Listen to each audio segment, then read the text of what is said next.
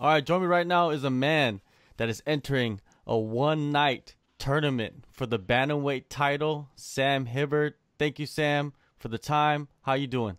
Hey, I'm good. How are you? Yeah, I'm good. I'm ready to go. Good. Now let's talk. Let's get right into it. December 2019 was the last time we saw you compete. It's been around 15 months or so without a fight. Has it been frustrating for you? Yeah, I've had a few things fall through. So we went from that. We were set to fight for the AFC Bantamweight title in April. Then obviously COVID things happened. From there, we were just staying ready. And then we were set for obviously the first date of the Bantamweight tournament. And then that fell through 2 weeks out as well. But honestly, we're just getting like stronger and stronger, strength to strength. So it's just the more time is a blessing, to be honest. Definitely. Before we got on air, we were talking about the team, Absolute MMA. You guys have a slew of talented guys and veterans with the mix of prospects. Where do you fit in there? Well, yeah, it's good. So we've got a pretty scary room that's all of a sudden developed. Like guys like Khan Offley, Jack Jenkins, who's also fighting on the show, Raja Shippen, he's a veteran who's kicking around there. And then obviously myself, I've been back with the Absolute team for the last couple of years. It's just everybody feeds off each other, and it's a really positive, it's a really positive, good environment down there at the moment, and it's breeding really good results. Now with 2020, I heard that there have been like restrictions, and you guys have been going back and forth with that in the city.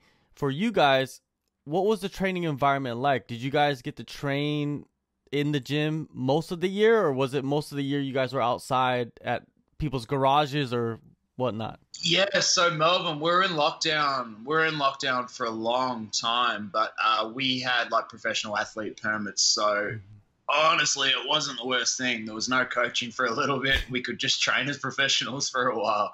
So we just sort of took it as a blessing. But yeah, it was that intimate group that we were talking about before. We were just locked away in the lab for like, as you said, like 15 months now or however long it's been. So it's, yeah, a lot of refinement and a lot of growth all around. So what do you think about the growth? Like what aspects do you feel that you have grown more in? I thought I was ready. Honestly, I thought I was ready for the UFC after the last show in late 2019. I am ready now. Like an extra year and a half, especially just spending time with these guys and everybody feeding off each other and growing. It's just more time. I feel like I'm coming into my prime now. 31 now, hitting 32. Lost a year. Would have been nice to fight. But now's the time. Like, all my career, like I've only had one fight at Bantamweight. Yeah. My first professional fight was at welterweight. I've been fighting welterweights, lightweights, featherweights. I feel like I've just found my niche now. And so I'm excited. I'm ready to go. Like the 35ers, I think that's where I belong. You read my mind because I was going to get right into that. Earlier in your career, you jumping back and forth to different weight divisions, and you slowly got lower and lower, and then your last fight was your bantamweight debut, right? That was my bantamweight debut. Yeah, yeah. So we were pretty tubby. First fight at 170, 170, and then just slowly edged down. And so that's what I mean. Like I've been fighting these big guys, and you look at my losses too. Like there's a lot of it was strength, and there's not much in those fights anyway. Like I've been winning a lot of fights against a lot of good guys in these higher weight classes. I just feel like you're saying, that time in the lab, we're just refining down and we're finding that niche. When you transitioned to bantamweight, how did you feel in that last fight? What difference did you feel in yourself? Just nice little things about like not getting stuck on the cage. Just little things like that. I like my frame, the way I like to move. I like being that taller, rangier fighter. And yeah, it felt good. The cut was good. Like my diet's changed dramatically over the last few years. It's been like a refinement thing. I spent 2019 all over in Thailand. I was over at the Absolute Gym over there, and that's when the weight just slowly started coming down. And it was me and Jack Jenkins there, and Jack's a pretty big, solid featherweight, and that's where I was like, I'm probably not a featherweight. And we worked it out from there. So. Well, it works out because Jack's holding the featherweight title, so you might as well go get the other one, right? That's it. We're coming for 2, so. Yeah, it's a fun night, man. Let's talk about this Bantamweight Grand Prix. You got Sean Etchell, Trent Girdham, Toby Meach. If you could rank those opponents, where would you rank them? Where would you put them in order? Well, just looking at records, Girdham's probably the toughest, most established fight in there. Diego Pereira was in there. That was a rematch I was really looking forward to, but that's okay. Sean Etchell, we've seen a little bit of. Toby Meach, maybe not as much. But I guess what you're going to see with this tournament is you're going to see who's adaptable, who can change their style, who can adapt. Like, you're going to see who the most well-rounded fighter is. And honestly, I think I'm right at the top of that thing. Like, do you do anything in your preparation since you do have to fight twice in one night? Yeah. A lot. There's been a lot of start, stop. Like, sparring twice. Like the Shark Tank rounds, we do twice. So I go first, then everybody else goes through, then I'll go again. Sparring Friday night, you're doing that. So it's a lot of just start, stop. Just getting the body used to it. Like, just habit, just making things habit and just getting used to it that way. So it's sort of exciting because it's one of those things you thought you thought you'd never do, especially once you've had a few pro fights and you start setting those sights. They're not too common, the tournaments. And then all of a sudden, like Simon, my coach, my manager, he was like, all right, cool, you're Eternal doing a format, and you're like, oh shit, like it's just something you haven't thought about a lot. Like 12 months ago, I wasn't thinking about it, but now it's really exciting. It's a really exciting thing to do that Eternal's doing. So I'm really looking forward to it. Yeah, it's not something that's common. It's something that is kind of stuck in the old school, right? The old school MMA is like exciting, yeah. And that, yeah, like you said, because it's something that's not common, it makes it more exciting. And for most people, it wasn't even in the back of their mind. And just gave it to you guys and said, hey, here you go. We need a champion. Let's do it in one night.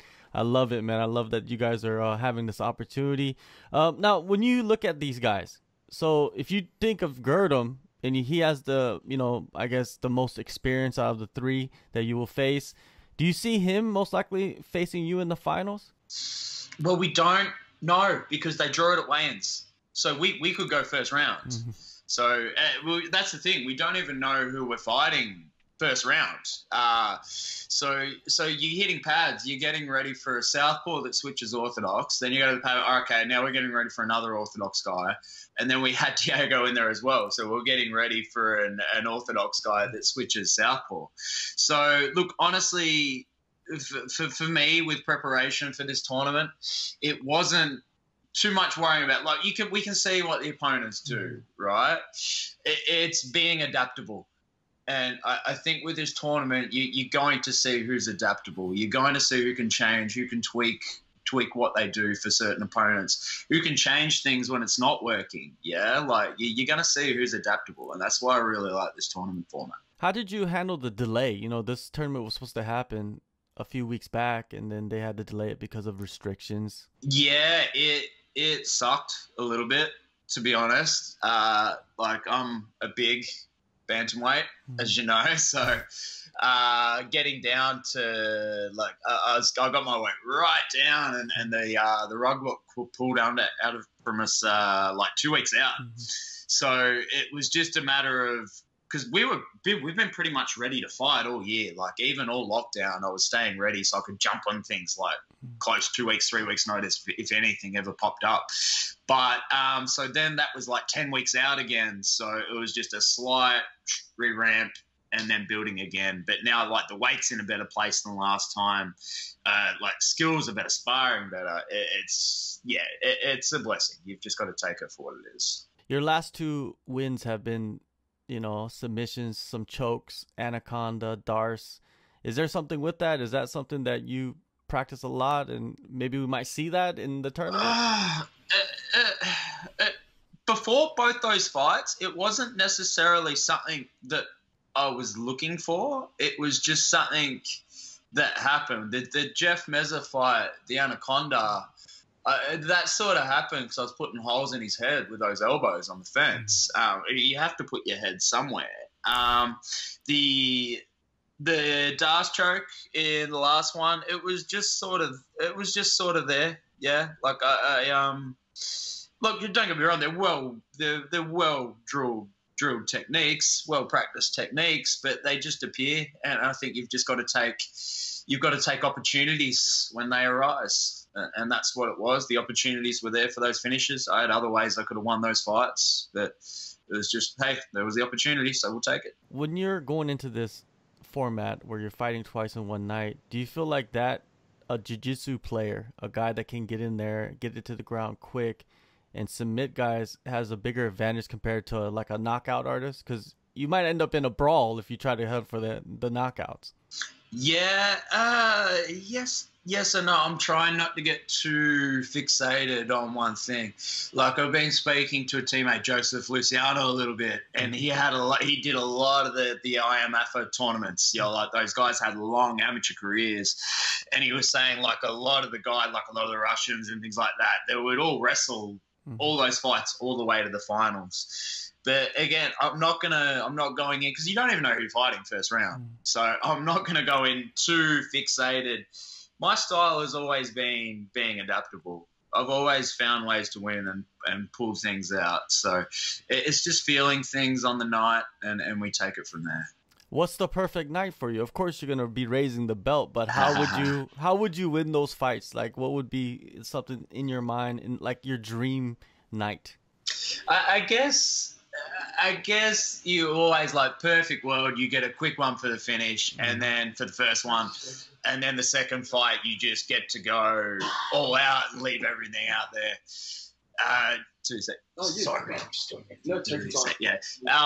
And then second fight, you just pretty much come all out and go from there. But yeah, look, it's just being adaptable. I'm not thinking, like we were saying, I'm not getting too fixated on something has to happen that way, because it's organised chaos. That's what it is. An old teammate of mine, Aiden Aguilar, that's what he used to say. He go, it's organised chaos. You can't control chaos. And that's exactly what this format is. There's a million different ways things could happen. And like I was saying before, you're going to see who's adaptable. Well, you can't control chaos, but chaos is probably guaranteed on March 19th, Eternal 100%. MMA 57. Everybody can watch it on UFC Fight Pass, which is a plus. Thank you, Sam, so much for the time. Good luck on the night, man. Looking forward to it. Thanks for having me.